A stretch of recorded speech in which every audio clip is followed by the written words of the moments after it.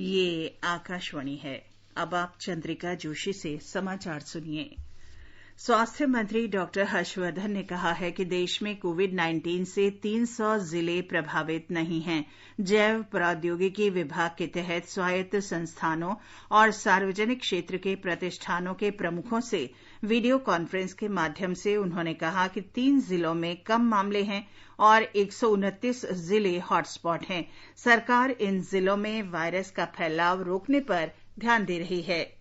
All over the country, we know that just over 300 districts are thoroughly unaffected by the disease. About 300 districts again are our non-hotspot districts where we have just very few cases, and roughly 129 districts are the ones where we have significant number of cases, say more than 15 or maybe slightly less than 15, which we call as hotspots. And these are the places where we are focusing our approach on with the cluster containment and disease outbreak. स्वास्थ्य मंत्री ने कहा कि पिछले 7 दिन में 80 जिलों में कोरोना वायरस का कोई मरीज सामने नहीं आया है। 47 जिलों में पिछले 14 दिन में इस वायरस के संक्रमण की कोई खबर नहीं है।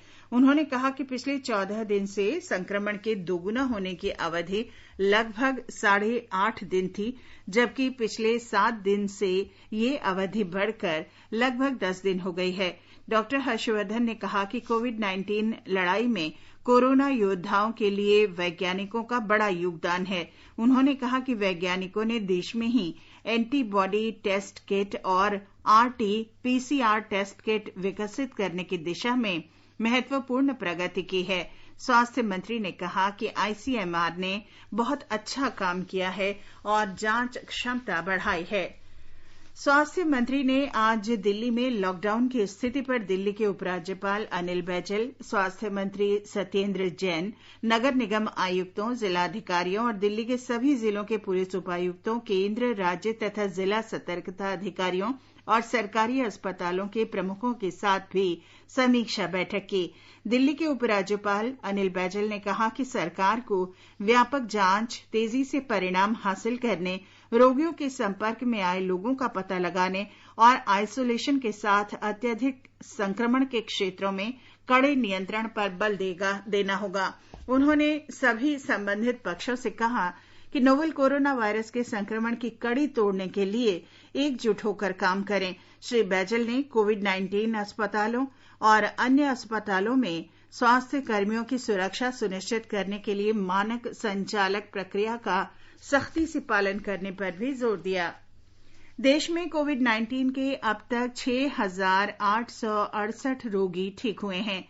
ये कुल संक्रमित लोगों का 23.3% है। स्वास्थ्य मंत्रालय के अधिकारी ने आज नई दिल्ली में बताया कि पिछले 24 घंटे में 1,543 लोगों में संक्रमण की पुष्टि हुई है। पिछले 28 दिन में 17 जिलों में किसी भी व्यक्ति को संक्रमण नहीं हुआ।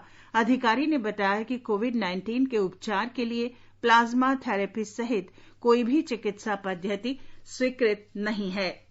Plasma therapy is one of the therapy which is being experimented with. However, so far there is no evidence to support it as a treatment. यह अभी भी एक्सपेरिमेंटल स्टेज पर है। इसका कोई एविडेंस नहीं है कि इसको ट्रीटमेंट के रूप में इस्तेमाल किया जा सकता है। US FDA ने भी इसे एक एक्सपेरिमेंटल थेरेपी के रूप में ही देखा है। ICMR ने एक नेशनल स्टडी को लॉन्च किया है ताकि वह इस थेरेपी की एफिकेसी के बारे में स्टडी कर सके। इसलिए इस विषय में यह क्लैरिफाई करना बहुत जरूरी है कि जब तक कि ICMR अपनी स्टडी को कंक्लूड न कर ले, रोबस्ट साइंटिफिक प्रूफ अवेलेबल न हो, तब तक इस थेरेपी को केवल हम या तो रिसर्च या ट्रायल पर्पस के लिए ही उपयोग करें।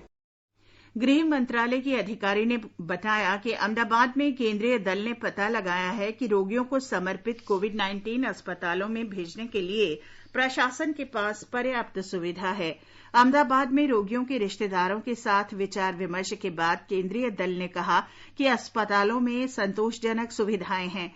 अहमदाबाद प्रशासन ने मतदाता सूचियों, प्रोजेक्ट लाइफलाइन और अन्य स्रोतों से उपलब्ध आंकड़ों के इस्तेमाल तथा घर घर जाकर सर्वे करने सहित अनेक कदम उठाए हैं ताकि संवेदनशील आबादी की निगरानी और उनकी जांच की जा सके।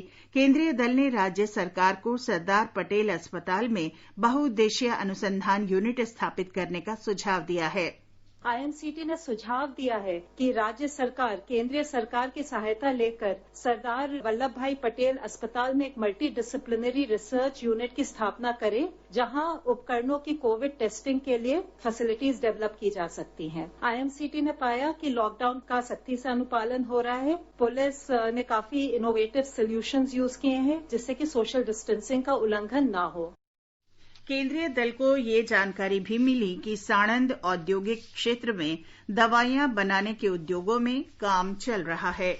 ये समाचार आकाशवाणी से प्रसारित किए जा रहे हैं। प्रधानमंत्री नरेंद्र मोदी ने आज इंडोनेशिया के राष्ट्रपति जोको विडोडो के साथ कोविड-19 महामारी पर चर्चा की।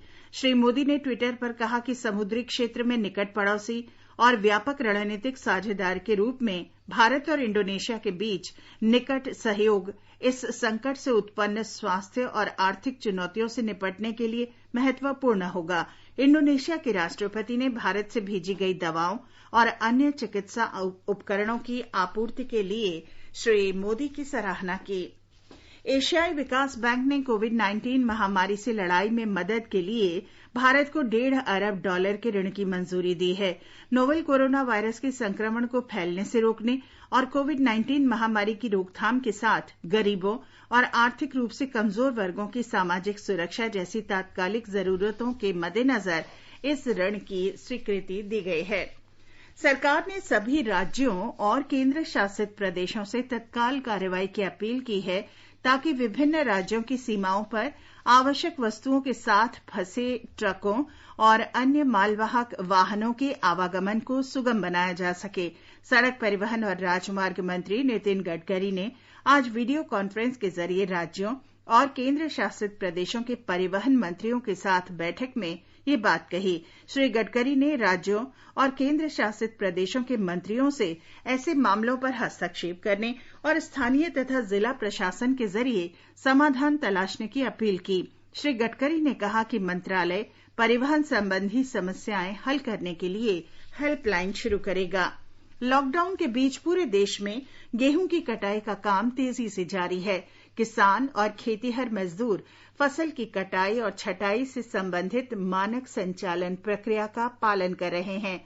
राज्यों से प्राप्त जानकारी के अनुसार मध्य प्रदेश में 98% से अधिक गेहूं फसल की कटाई हो गई है, जबकि राजस्थान और उत्तर प्रदेश सहित कई अन्य राज्यों में लगभग 90% फसल कटाई की सूचना है। इस बीच देश में गेहूं खरीद प्रक्रिया भी तेजी से जारी है। 26 अप्रैल तक 88,61,000 मीट्रिक टन गेहूं खरीदा जा चुका है। उपभोक्ता कार्य मंत्रालय ने बताया कि इस मौसम में 400 लाख मीट्रिक टन गेहूं खरीद का लक्ष्य हासिल होने की आशा है। लॉकडाउन के दौरान भारतीय खाद्य निगम ने केंद्र सरकार की विभिन्न योजनाओं के लिए खाद्यान्नों की जरूरत को पूरा करने के लिए 58 लाख टन से अधिक खाद्यान्न की आपूर्ति की जा चुकी है। केंद्र और राज्य सरकारों द्वारा बंदिशों में धीरे धीरे ढील दिए जाने के साथ आने वाले दिनों में ढुलाई तेज हो जाएगी। प्रधानमंत्री गरीब कल्याण अन्न योजना के अंतर्गत 3 महीने के लिए प्रति व्यक्ति 5 किलोग्राम खाद्यान्न मुफ्त में दिया जा रहा है। कोविड-19 वायरस के प्रसार के खतरे को देखते हुए मंडियों में पर्याप्त सावधानियां और सामाजिक दूरी के नियमों के पालन के साथ खरीद की जा रही है। किसानों को किसी तरह की परेशानी न हो, इसके लिए हर संभव प्रयास किया जा रहा है। भारतीय खाद्य निगम ने खाद्यान्न की जरूरतों को पूरा करने के लिए सभी राज्यों में पर्याप्त भंडार की व्यवस्था कर ली है। दीपेंद्र कुमार, आकाशवाणी समाचार।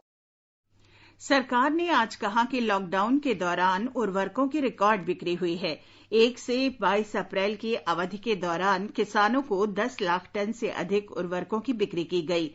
रसायन और उर्वरक मंत्री डीवी सदानंद गौड़ा ने कहा कि उनका मंत्रालय फसल बुआई से पहले किसानों को उर्वरकों की उपलब्धता सुनिश्चित करने के लिए प्रतिबद्ध है। लॉकडाउन के कारण आवागमन पर प्रतिबंधों के बावजूद उर्वरक और रेलवे विभाग तथा राज्यों और बंदरगाहों के सम्मिलित प्रयासों से देश में उर्वरकों का उत्पादन और आपूर्ति बिना किसी बाधा के जारी है। मंत्रालय ने कहा कि उर्वरकों की कोई कमी नहीं है और राज्यों में इसका पर्याप्त भंडार है।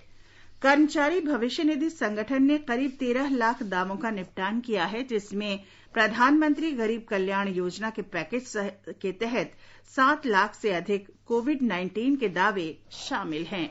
इसके साथ ही ये समाचार बुलेटिन समाप्त हुआ।